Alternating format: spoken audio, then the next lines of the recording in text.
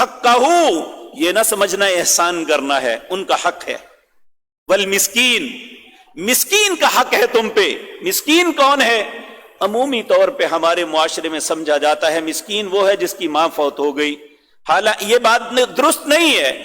مسکین اس شخص کو کہتے ہیں جو مزدوری محنت کرتا ہے اور محنت مزدوری کے باوجود اس کے پاس اتنے پیسے نہیں بنتے کہ وہ اپنے گھر والوں کی اچھے طریقے سے کفالت کر سکے، تنگ دستی میں زندگی بسر کرتے ہیں۔ کہا مسکین کا حق ہے، وابن السبیل، مسافر کا حق ہے۔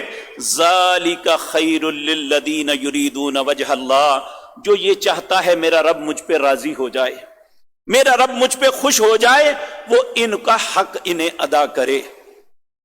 فَأُولَئِكَ هُمُ الْمُفْلِحُونَ، جو شخص اپنے مال میں سے غرباء کا حق تسلیم کر لیتا ہے، اللہ فرماتا ہے پھر یہ حق ادا کرتا ہے، اولئک هم المفلحون، یہی شخص ہے جو کامیاب ہو گیا۔